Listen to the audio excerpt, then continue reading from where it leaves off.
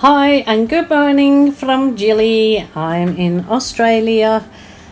Today I am going to do a completely different kind of composition with the way I'm going to lay the paints down, and so I hope it comes out lovely. I am going to get my catalyst wedge out and do a bit of work with the catalyst wedge, which is always fun. I will put a link to all the items I'm using, including the catalyst wedge, in the first comment, a pinned comment. So if you're looking for all things acrylic pouring, you'll find it in my Amazon link in that comment. Also, if you want to go to the beginners videos, there's a link to the beginners videos, and also one to varnish and resin your work. So it's all there. That's below in the description box. So rightio, I've got this lovely 40 by 50 canvas. I'm coating it just with the same paint, acrylic, my acrylic paint with my pouring medium, and I'm giving it a nice coat of paint, and then I'll start off with my colours.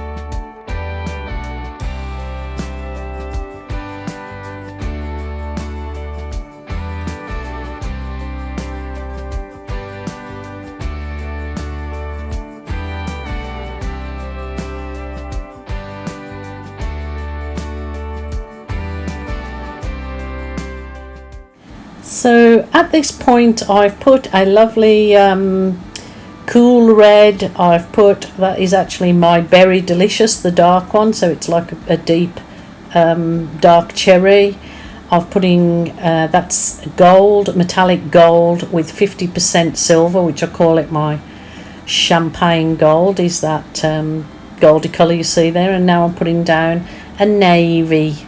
So we'll as you see, it's a different composition. I'm really hoping this one works. I'm gonna make myself flowers. So this is just the purple. It is just called purple. I pre-mixed up in all these containers. Never throw away any of your plastic containers that have got a nice squeegee end, because they can all be washed out in a bucket and reused again and again, so it's always a good idea. So I'll just add a few more colours to this, and we'll get with the creating something different, let's hope.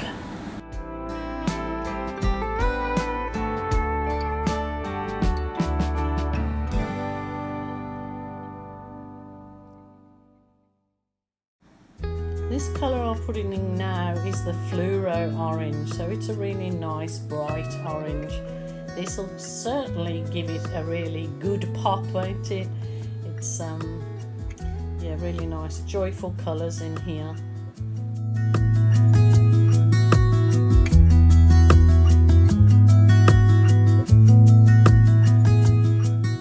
That is my catalyst wedge tool, which has got like 3 different sides you can use with different teeth and different spaced teeth. So that one was too widely spaced. I tried it, and great for other things, but I really do like the that side that I'm using now with the lots of teeth. Can actually go further into the colour and create take that paint out further. But yeah, let's see how this goes.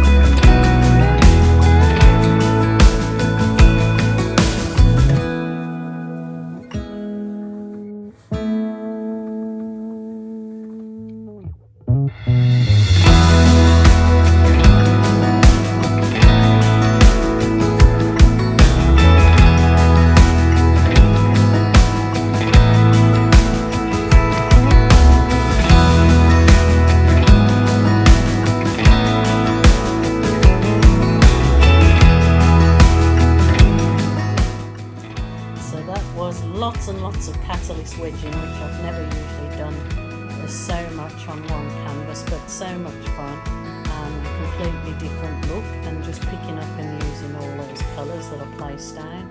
And now it is my making myself flowers. So using that balloon, as I love to use, as your tool instead of a paintbrush, and it's creating some beautiful flower effects in this one.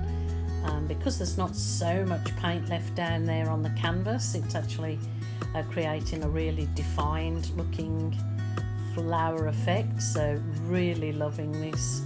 It's yeah, very therapeutic and enjoyable to do. So please do have a try if you haven't. It's so worthwhile.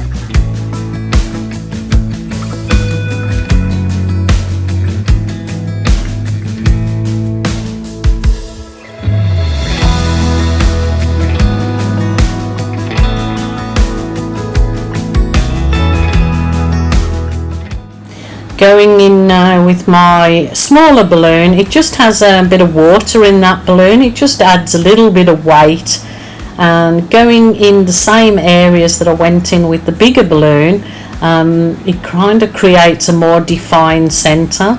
Again, adds a little bit more detail to it. It's become quite beautiful. But please wait on with me, because I have another little technique that I'm going to try out, experiment with on this particular canvas. It might be a winner, it might be a loser. Let me see what you think. See the cup, I'm just using a little paper cup there, as over some areas and creating like a bubble effect. So I'm just putting it over the top of where those kisses are and then onto the canvas and trying to create like a bubble effect. My thinking when I was doing was this, is if it doesn't quite come out so defined, the bubble effect, when it's dry, the painting's dry, then maybe I can go over that bubble, make it look more like a bubble. So we'll see how that goes. It was just an idea I had, and you've got to try it, you know, because that's how you find things yourself or techniques, is taking it that next level. But those actual little circles in there actually did make the flowers kind of look a bit more 3D, like they were floating. It certainly give a bit of a different effect, and it certainly was fun to do.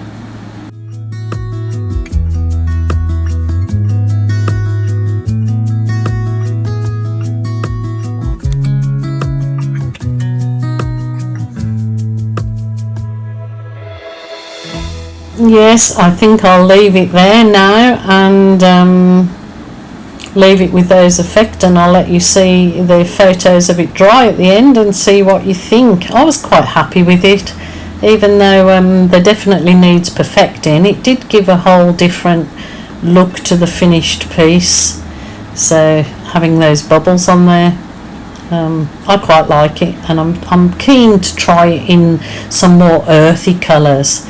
So what do you think, guys? Is it a yay or a nay, adding the bubble effect after, while the paint was wet? Usually add the bubble effect when the paint's dry, so that was a kind of a different spin on it.